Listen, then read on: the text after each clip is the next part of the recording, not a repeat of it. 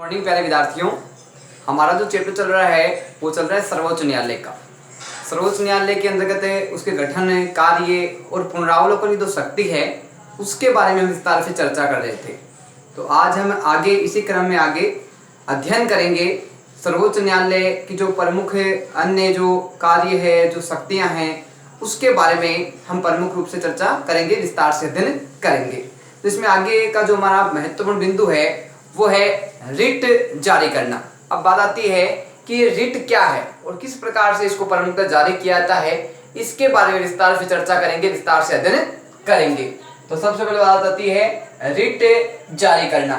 Writ है वो किस प्रकार से जारी की जाती है, किसके समक्ष प्रस्तुत की जाती है, इसके बारे में हम चर्चा करेंगे, अध्ययन करेंगे। सबसे पहले बात आती है अदालत के समक्ष व्यक्ति को पेश करने के लिए।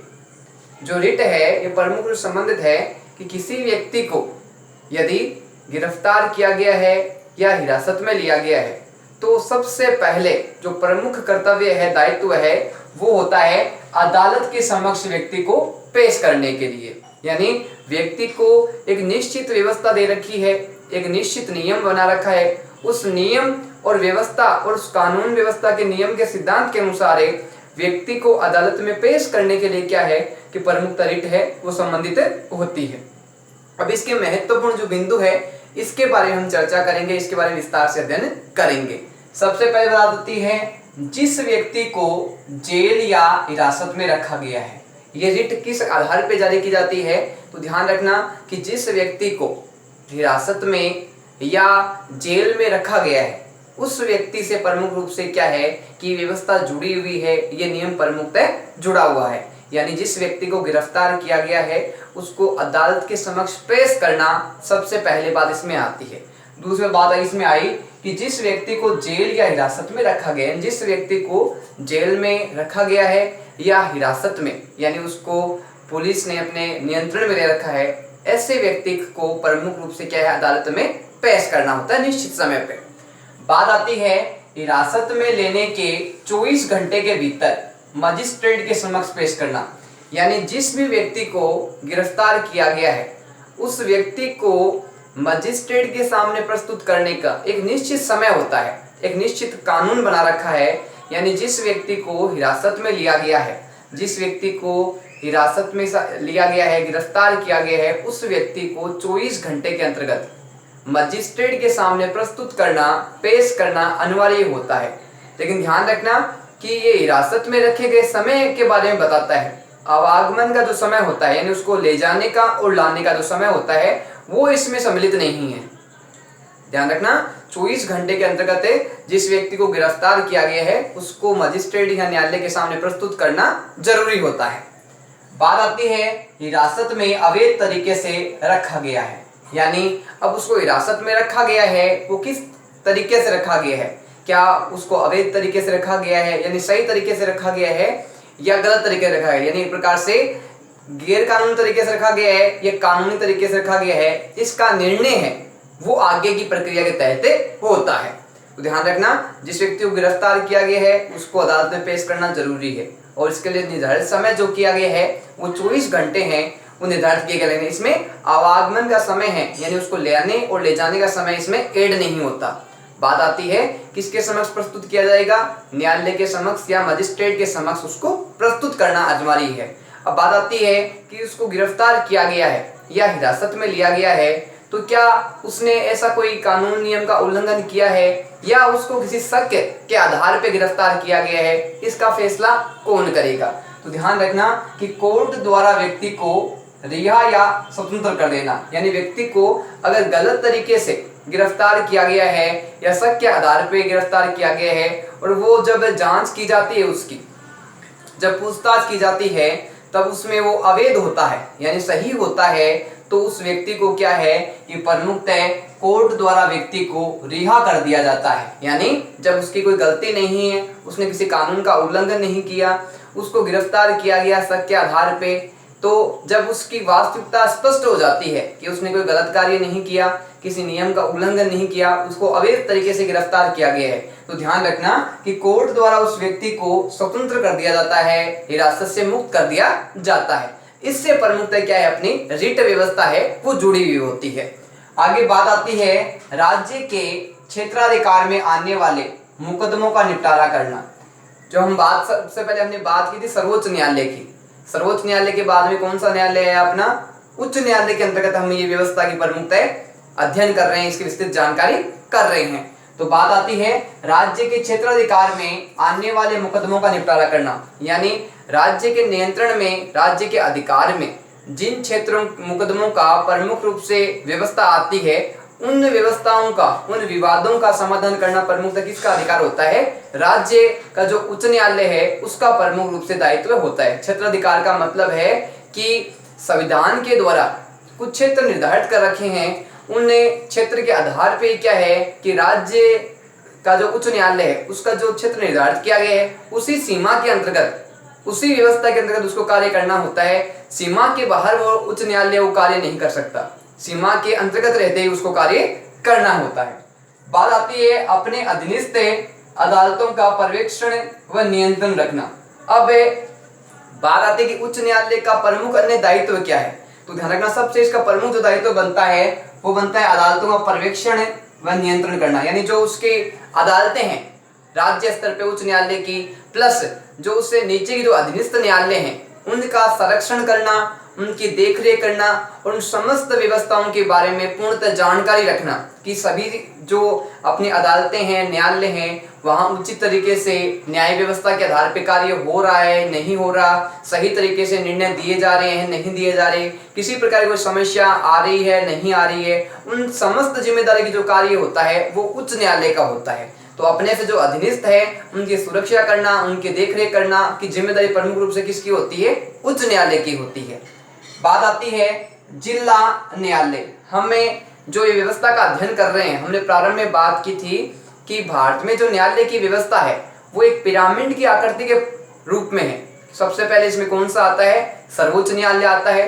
सर्वोच्च न्यायालय के बाद में जो न्यायालय आता है वो उच्च न्यायालय आता है, और उच्च न्यायालय के बाद में जो सबसे नीचे न्यायालय आते हैं वो आते हैं जिला स्तर के न्यायालय।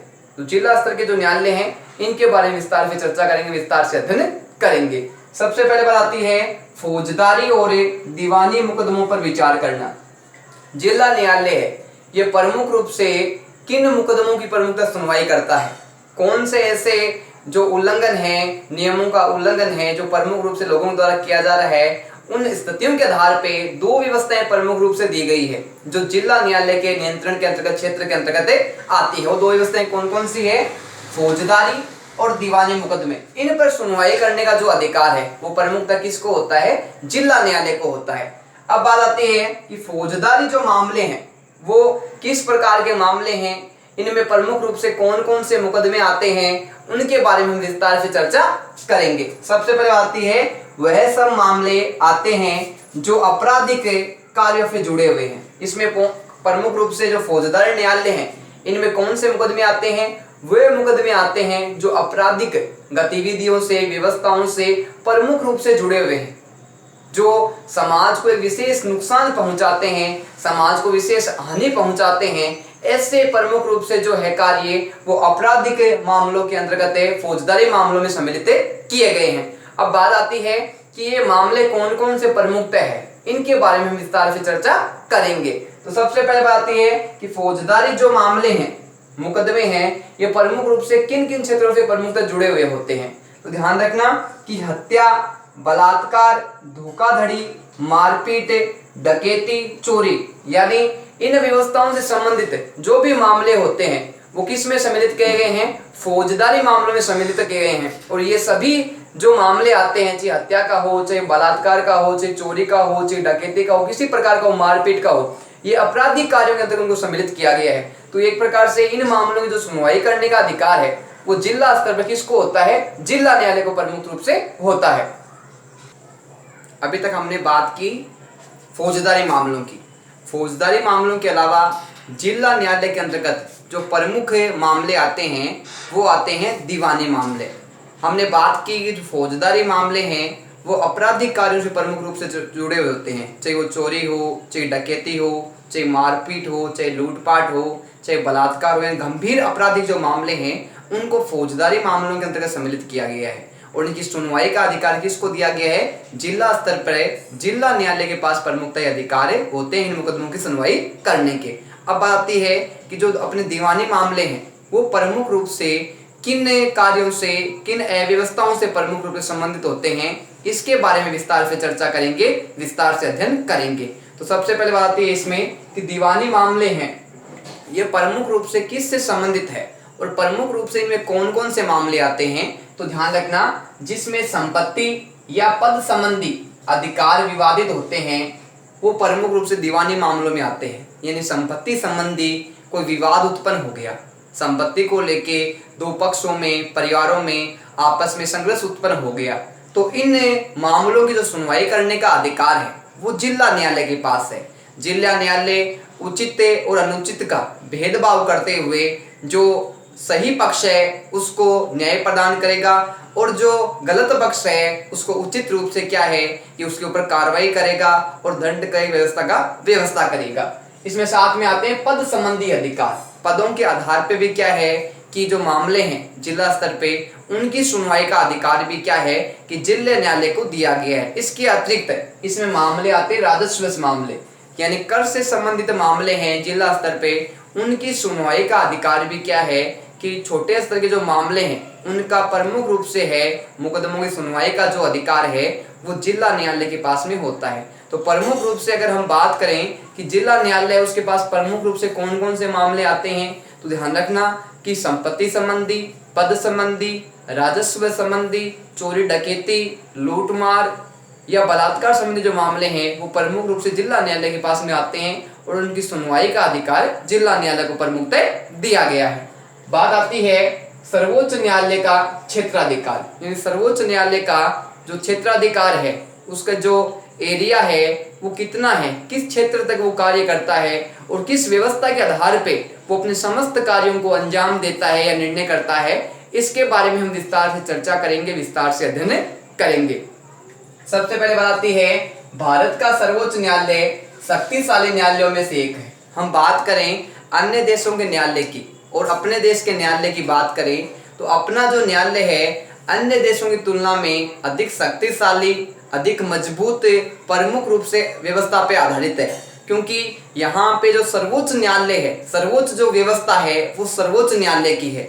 सर्वोच्च न्यायालय ने जो निर्णय दिया है, जो फैसला दिया है, उसके आधार पे सारे निर्णय किए जाते हैं और उसकी अवमानना है वो किसी भी अधीनस्थ न्यायालय के द्वारा है वो प्रमुखतः नहीं की जा सकती।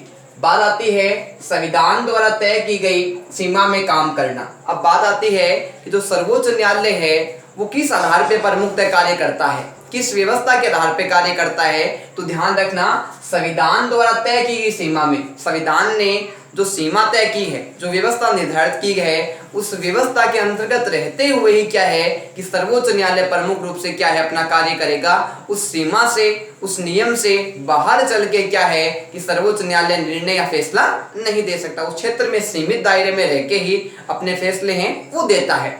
बात आती है सर्वोच्च न्यायालय के कार्य और दायित्व संविधान में दर्ज है। अब बात आती है कि सर्वोच्च न्यायालय के क्या दायित्व है, क्या कार्य है, किन व्यवस्थाओं के आधार पे कार्य करेगा, ये जो व्यवस्था है संविधान में स्पष्ट शब्दों में उल्लेख की गई है और इन्हीं व्यवस्थाओं के आधार पे जो सर्वोच्च न्यायालय है वो अपने कार्य करेगा और अपनी जो जिम्मेदारी है, जो दायित्व है उसको निभाएगा प्रमुख रूप से।